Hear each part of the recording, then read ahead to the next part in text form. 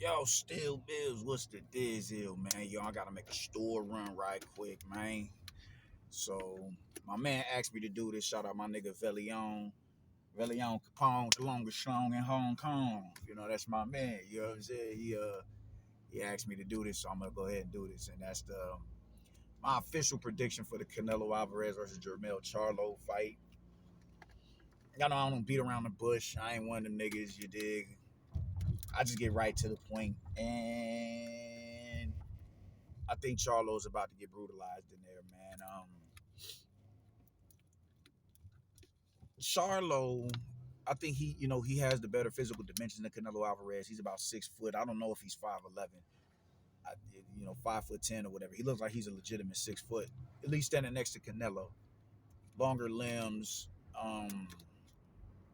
just just naturally, he just naturally has the advantages as far as height is concerned, just in physicality, but not so much physicality, but just the height, the reach and the reach and the height. But the thing is, man, he's never fought north of 154 pounds in 30 plus fights in his career, and couple that in with the fact that it's a year in activity that he's been afflicted of, with the hand injury, and I definitely believe that he injured his hand. I definitely do. There's nobody in the division that I feel like he would need to, avoid and duck or whatever out of being shook. I don't think he's scared of no. I don't think he's scared of Tim Tszyu. I don't think he's scared of Tim Tszyu. I think he sees the imminent threat in Tim Tszyu, but I don't think it's a big enough fear of that nigga for him to say, nah, man, I'm gonna just chill and see if I can, if there's a silver lining in all this, where hopefully somebody can come around and expose him a little bit more, so I can be a little bit more comfortable going into the fight. I don't think it's something to that. I don't think it's something to that degree. I don't think that's the case at all. But I understand why people will feel that way. I don't think it was enough for him to say, yo, I'm just gonna chill. I'm gonna just sit out for a minute or whatever. Nah. If they was indeed discussing this fight for as long, for as long as he was saying it was, it makes perfect sense. I'm not mad at it. It's logical. Tim Tszyu would have did the same damn thing, even if he was a champion. He'd let it, man, please, I'm not about to go down there and fight Charlo when I got Canelo on the horizon. Nah. So it's understandable. I get it. But I don't think that was the case. But nonetheless, he did have to sit down for well over a year to get his die, nigga. God damn. These fucking mosquitoes, bro. I just bodied that nigga. Something vicious, bro. His blood is on my fucking seat, bro. Like, niggas just slid on me or whatever. And the homie got whacked. But nah, man, if that was the case, then it's understandable why he would sit down for as long as he was sitting down. I'm not mad at it, man. But even with that being said and done, there's nothing Canelo does better than not Canelo. There's nothing that Charlo does better than Canelo Alvarez, man. When you look at the caliber of fighters that Charlo has been in with, which are good fighters. The junior middleweight division isn't no glamorous division. It hasn't really been that since Canelo left. They haven't had a superstar talent, caliber talent come up out of that division since he's left. It just is what it is. But I don't think that means that the division is putrid or nothing like that. Because I don't think we've had another superstar caliber middleweight since Canelo left and Golovkin was in his prime. That doesn't mean the division doesn't have. It's not a talented division. The junior middleweight division is a talented division. However, there's no really pound for pound caliber fighters in that division. Like when you look at that division, that's a division where you could possibly say, yo, I can see Bud moving up there and running this, running a trap. It's one of them divisions like that. It's something like that. But nonetheless, there's talented fighters up there. It's definitely, Tony Harrison is a talented fighter. I think Tim Tszyu might fuck around and be a pound for pound caliber fighter because he's just sharpening his skills entirely too much. He's fighting too often, and it ain't like he's fighting some nobody ass niggas, man. Tony Harrison and Ocampo all this year, and you violated both of them niggas, and now you finna go and violate. You not violate. I think you gonna beat him. But Brian Mendoza, who just did Sebastian Fundora the way that you did him, y'all about to put some respect on this Australian dude's name. But the dudes that Charlo has been in there with, they're not of the ilk of a Canelo Alvarez. When you look at Tony Harrison was giving him work outside and inside. Outside and inside. Tony Harrison is not the caliber of a Canelo Alvarez. If Tony Harrison had the snap of somebody like Brian Castano, he possibly would have hurt Canelo. Not Canelo, Charlo. He would have hurt Charlo. He would have possibly been able to hurt that dude. Brian Castano, he has good defense, good head movement and everything, man, but he's still there to be hit, man. He's been dropped numerous times in his career. Hit clean. Hit clean. Sat down. He's not of the caliber. He ain't got the chin of a Canelo Alvarez. He doesn't have the elusiveness of a Canelo Alvarez. He doesn't have the punching power of a Canelo Alvarez. He doesn't have the upper body movement and the counter punching of a Canelo. He doesn't. And then you come to Brian Castano as well. Brian Castano, I think him and Canelo have physical, they have similar physical dimensions as far as height is concerned. But I think Brian Castano was able to close distance and really bother him with, just volume punching. Not necessarily punch placement and power punching, even though he almost dropped him in the first fight. And I think Castano won that first fight. I just think, I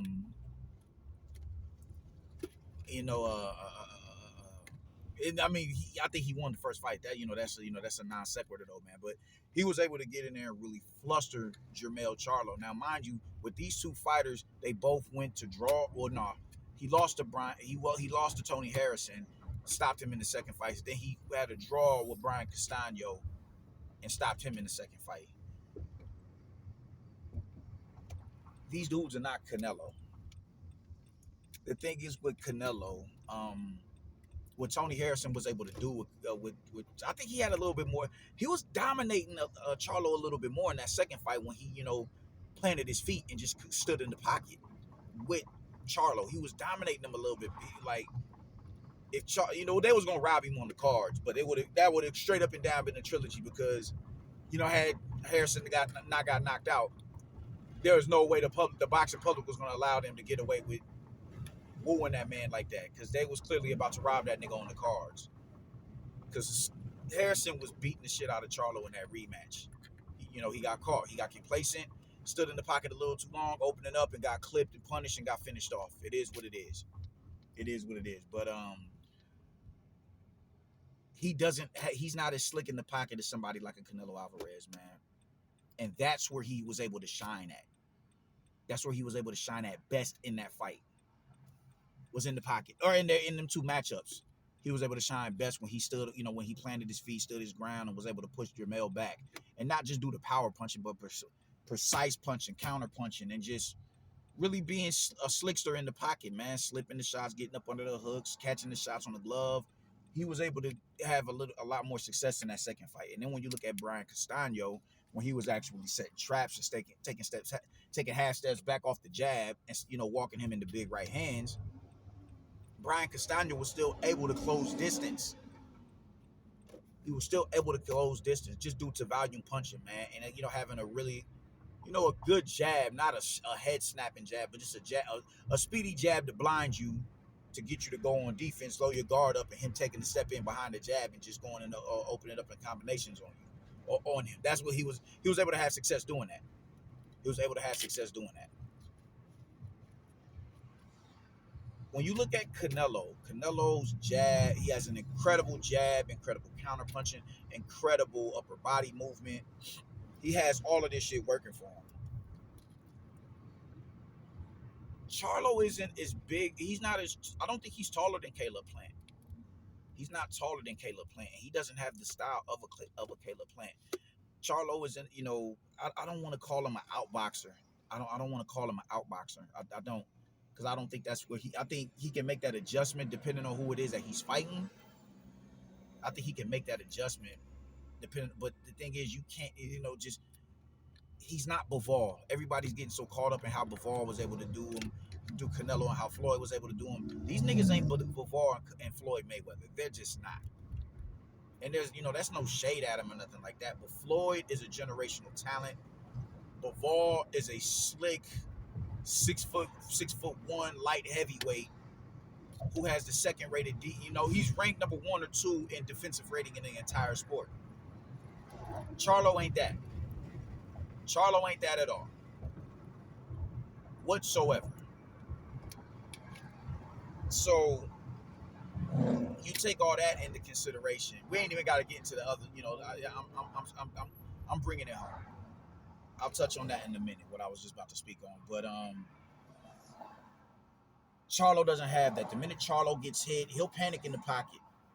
He'll panic in the pocket if he's getting hit too much. He doesn't have the faster hands than he doesn't have the faster hands to catch Canelo between shots. Canelo can catch him in between shots with precise counter punching. He can do that. He has the better head movement. I wouldn't, as far as foot speed, goes, you can make an argument between the two of them who has the faster feet. But I think Canelo has the more educated feet because he's had to go on the hunt with cats who are fleet-footed fighters, and he's chopped them down. Billy Joe Saunders, Caleb Plant in particular, as far as stoppages go, brutal stoppages. And look at what he was able to do with Lara. You dig? I don't think Charlo has the discipline to stay behind the jab for 12 rounds when you're consistently getting clipped by bigger punches. And even if he did, the wear and tear taking those big shots, it wears on you. Whether they're to the body or they're up top, it's gonna take your legs from you when you're eating flush and solid shots and precise shots. And that's another thing that Canelo has in his repertoire. While he's power punching and he's punching through your guard and everything, the shots that he's landing, they're landing. They're landing. You're feeling the physical effects of them, even if you're catching them, if you're blocking them. You're feeling the effects of those, man. Look at what he was able to do to Callum Smith's arm, detach his bicep. So even, all right, cool, I'm not going to stop you. Look at everybody that he's fought at 168 pounds. He didn't stop Callum. He didn't stop John Ryder. But look at what he was able to do to him. He broke John Ryder's nose. He detached Callum Smith's bicep. Broke Billy Joe Saunders' orbital bone. Stopped Caleb Plant. He's brutalizing these dudes. And these are dudes who are fully acclimated to the division. Multiple fights up there. Champions up there. And he's doing it now. He's punching through their guard, but it's also precise punching that he's hitting you with. Really precise. He's landing the jab because he doesn't open up as much. That's the thing, with Brian Castano, it was combination punches. There was volume punches. So he's just throwing whatever out. He's just throwing shots out there. Whatever whatever lands, it lands. Canelo's a lot more calculated than that. So the shot that I'm gonna throw out there is going to land where I want it to land at. So it's just a higher level of skill set. Now, you're dealing with somebody with elusive head movement as well. He's catching and shooting. So the shot, the catch and shoot counters. His catch and shoot counter game is on point right about now because of the division that he's fighting in. He's fighting bigger dudes, naturally bigger dudes. So I don't have the liberty to stay at mid distance and slip and roll and ride shots and then come with the right hand over the top. No, I got to catch the shot on the glove and throw the hook off of that shit. I got to catch the shot on the glove and throw the right straight off of that shit. And take a deep step in behind that shit, behind that shot to pin you to the rope or force you to the rope so I can go and do what it is that I want to do to you to further impose my will. He's going to start feeling that shit. Canelo, he counters well to the body as well. I don't see a lot of cats do that. He'll dip, he'll slip the straight shots and throw that left hook right into the gut. Blah, blah. That's going to start to wear on you. And the biggest takeaway from all this shit is Charlo has never fought at 168 pounds. People don't understand this is a whole 21 pounds that he's adding on to his body to be able to fight and operate at that way. It's a tall task. It's a tall task. He's gonna look great the first few rounds. He's gonna look great. He's definitely gonna look like, yo, man, Charlo might be able to go. He might be able to campaign up here. He might. But what happens in the 6th round when he's lugging around all that weight? Because we're even hearing about him complaining about, yo, man, I don't know if it's hard to transform my body to a 168-pound fighter. He's saying that. He's definitely saying that. It ain't just like they're just eating and adding. It's just whatever weight. It's water weight. No, you know what I'm saying? No, these dudes, it's calisthenics, it's muscle. They're building that muscle. It ain't muscle like how the meatheads be in the gym. Nah. But that extra added weight that they put on in between fights, they're converting that to muscle.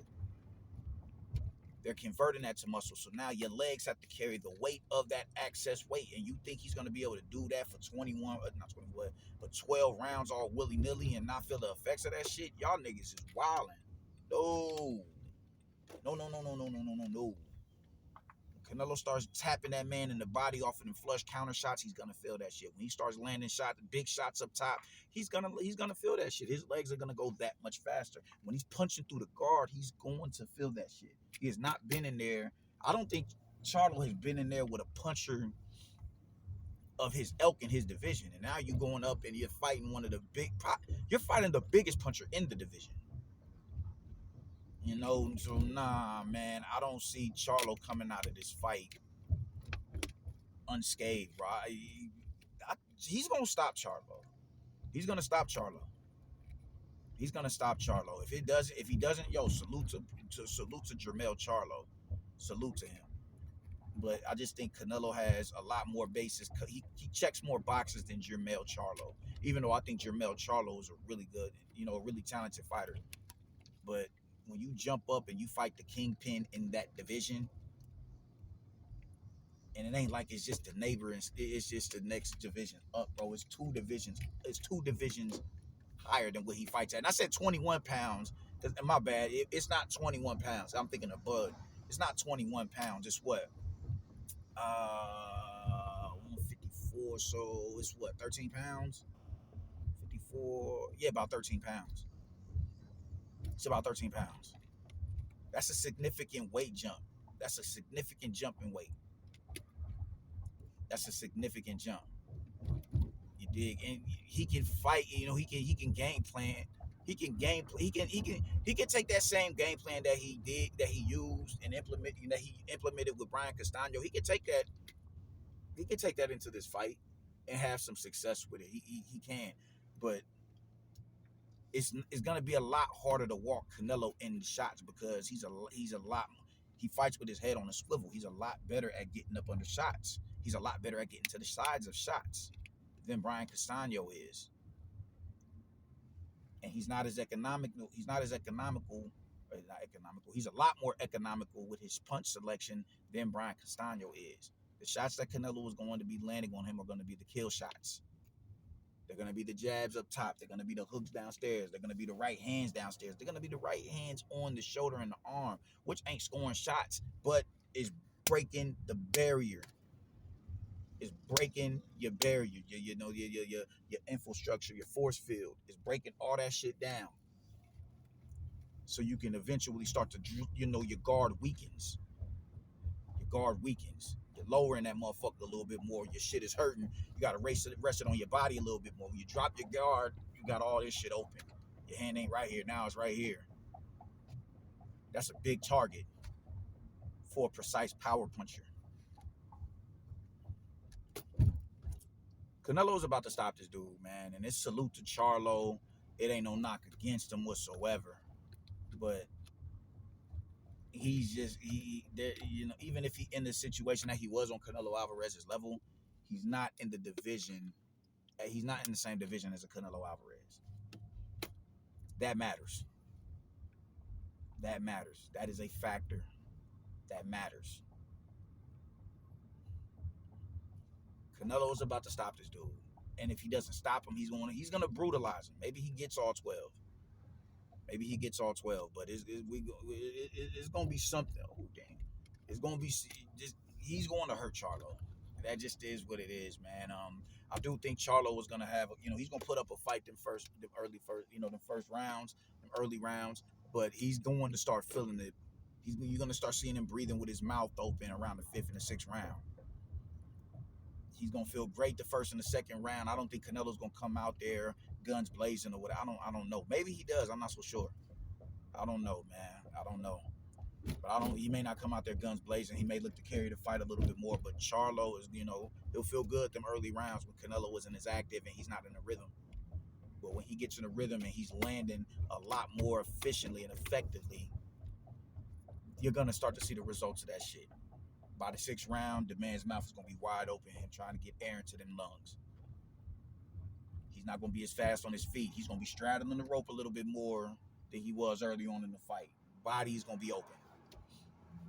And even if he wants to stand in the middle of the ring, he can't stand in the middle of the ring with Canelo because he couldn't stand in the middle of the ring with Brian Castano.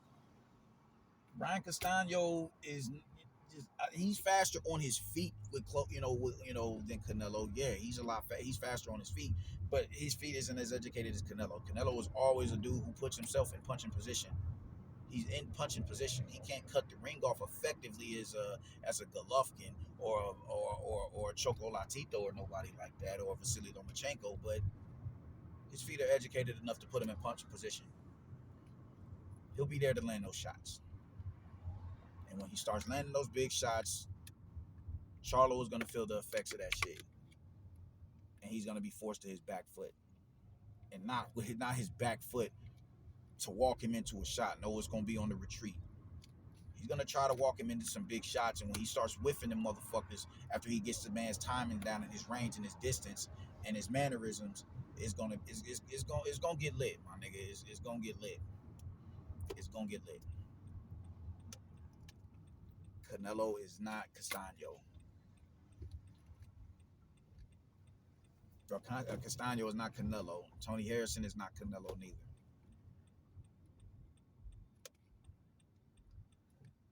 And it just is what it is, man. That's pretty much how I'm feeling about it, bro. It's gonna be brutal. It's gonna be brutal.